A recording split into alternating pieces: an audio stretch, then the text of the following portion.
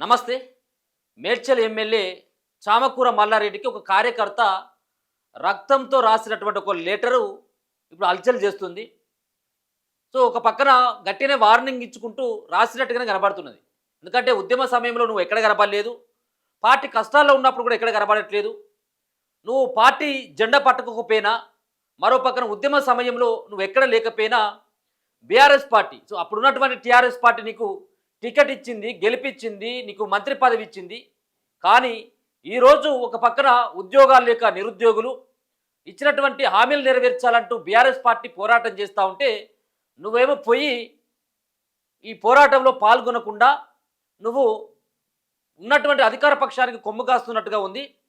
So కార్యకర్తలను పట్టించుకున్నటువంటి నేతలంతా కూడా కాలగర్భంలోనే కలిసిపోయిన నీ గతి కూడా ఆ విధంగానే పడిపోతుందంటూ ఘాటైనటువంటి హెచ్చరిక ఆయన రక్తపు లేఖ ద్వారా కనబడతా ఉన్నది. మనకి ఇటీవల చూసుకోవచ్చు. ముందుగా ఏదైతే అందశ్రీ గారి యొక్క స్మృతివనం శంకుస్థాపన సభలో రేవంత్ రెడ్డి బూతులు తిడుతూ ఉంటే కేసీఆర్ని గమ్మున కిమ్మనకుంటా ఉన్నటువంటి వ్యక్తి చామకూర మల్లారెడ్డి. బీఆర్ఎస్ పార్టీ నుంచే గెలిచిండు. సో బీఆర్ఎస్ పార్టీ అధినేత పైన అన్ని బూతులు తిడుతూ ఉంటే సైలెంట్గా ఉన్నప్పుడే బీఆర్ఎస్ పార్టీ వాళ్ళకు అర్థమైపోయింది. దాని తర్వాత పెద్ద ఎత్తున కృషాంక్ కూడా ఆయన ట్విట్టర్ ద్వారా నిరసన కూడా చెప్పడం జరిగింది. ఇటువంటి వ్యక్తులు ఎందుకు పార్టీలో మౌనంగా ఎందుకు ఉన్నాడని చెప్పేసి నిలదీసిండు. సో ఇప్పుడు మల్లారెడ్డిని ఎట్టి పరిస్థితుల్లో పార్టీలకు వెళ్ళి బయటికి పంపించేటువంటి ప్రయత్నం జరుగుతున్నట్టుగా అర్థమవుతూ ఉన్నది. సో వాళ్ళు పంపించే ముందుకే నేనే బయటికి వెళ్తే బాగుంటుంది కదా అన్నటువంటి ఆలోచన కూడా ఆయన కూడా చేస్తున్నట్టుగానే తెలుస్తూ ఉంది. గతంలో కాంగ్రెస్ పార్టీలో కలవడానికి ప్రయత్నం చేసిండు. దాని తర్వాత బీజేపీ పార్టీ వైపు వెళ్లేందుకు ప్రయత్నం చేసిండు వాళ్ళ కోడల ద్వారా. ఇదంతా కూడా జరుగుతున్నటువంటి తతంగం అంతా కూడా బీఆర్ఎస్ పార్టీ గమనిస్తున్నది.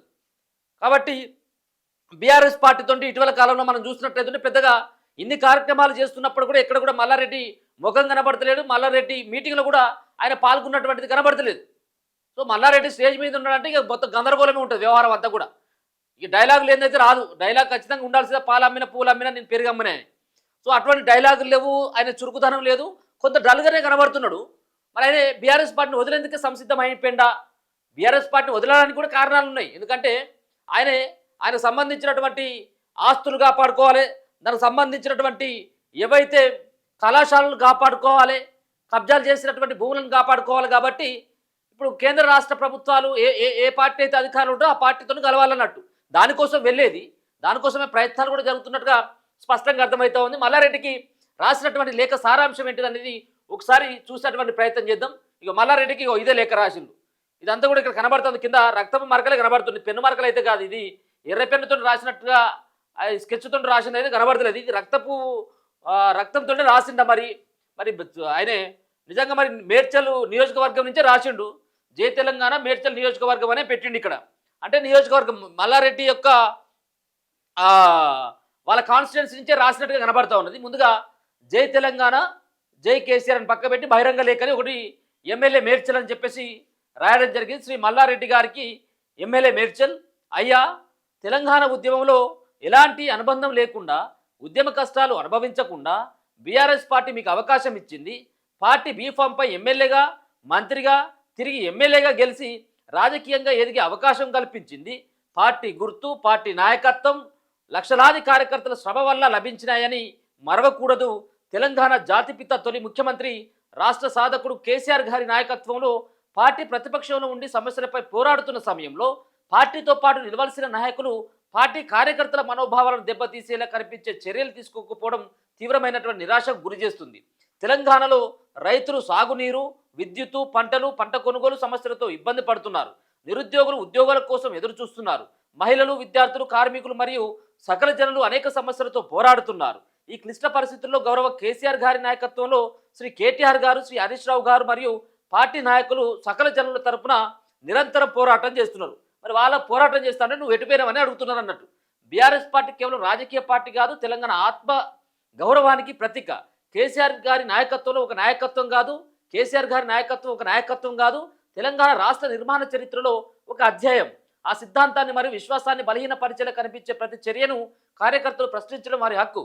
కార్యకర్తల మనోభావాలను, గౌరవాన్ని కేవలం తన విద్యా సంస్థల ఉద్యోగులుగా చిన్నచూపు చూస్తూ డబ్బు అహంకారాన్ని చూపిస్తూ నియోజకవర్గంలోని నాయకత్వాన్ని, పార్టీని బలహీనపరిచినవు. పార్టీకి కార్యకర్తలే బలం. కార్యకర్తలు కలిసికట్టుగా ఉండి నాయకుని తయారు చేస్తారు. అలాంటి పార్టీ కార్యకర్తలను మరిచిన ఏ నాయకుడైనా చరిత్రహీనుడుగా కాలగర్భంలో కలిసిపోవడం తథ్యం. పదవులు శాశ్వతం కాదు, ప్రజలు శాశ్వతం. ప్రజలు విశ్వాసం, కార్యకర్తల గౌరవం చరిత్రలో నిలిచే పేరు మాత్రమే శాశ్వతం. ఇది చెప్పేసి రాసి జై కేసీఆర్, జై కేసీఆర్. సో ఇదంతా కూడా మేడ్చల్ నియోజకవర్గం అని చెప్పేసి ఈ యొక్క రక్తపు సంబంధించినటువంటి దాంతో రాసినట్టుగా దీన్ని బట్టి చూస్తే అర్థమవుతుంది. మొత్తానికి మేడ్చల్ నియోజకవర్గ ప్రజలు కూడా మల్లారెడ్డి నాయకత్వాన్ని కోరుకోవట్లేదు. మల్లారెడ్డి మొన్న ఏదో ఆడ పైసలు పంచి ఒక రకంగా మభ్యపెట్టి విద్యా సంస్థలో ఉన్నటువంటి మొత్తం స్టాఫ్ అంతా తీసుకుపోయి ఇక దాంట్లో నిమగ్నం చేసిండు పైసలు పంచుడు. అట్లా కొంత బయటపడ్డాడు తప్పించి మల్లారెడ్డి గెలిచేటువంటి అవకాశం అయితే కనబట్టలేదు. మల్లారెడ్డి అల్లుడు కూడా గెలిచిండు, మర్రి రాజశేఖర రెడ్డి, ఆయన కూడా ఎమ్మెల్యేనే. సో ఇప్పుడు ఈయన కూడా ఎమ్మెల్యేనే. కానీ మొత్తానికి బీఆర్ఎస్ పార్టీకి అంటిముట్టినట్టుగా వ్యవహరిస్తున్నటువంటి తీరు పట్ల కార్యకర్తలు జీర్ణించుకోవట్లేదు. అలాగే నాయకులు సైతం కూడా బీఆర్ఎస్ పార్టీలో ఉన్నటువంటి నాయకులు కూడా జీర్ణించుకోవట్లేదు. మొదట్లోనే కొంత చర్చలు అయినాయి. కాంగ్రెస్ పార్టీ అధికారంలోకి వచ్చిన తర్వాత 3-4 నెలలే స్టార్ట్ అయిపోయింది. ఒక పక్కన డీకే శివకుమార్ని కర్ణాటక ఉప ముఖ్యమంత్రిగా ఆయన ఉన్నప్పుడు ఆయనను కూడా కలిసిందన్నటువంటి వార్తలు వచ్చినాయి.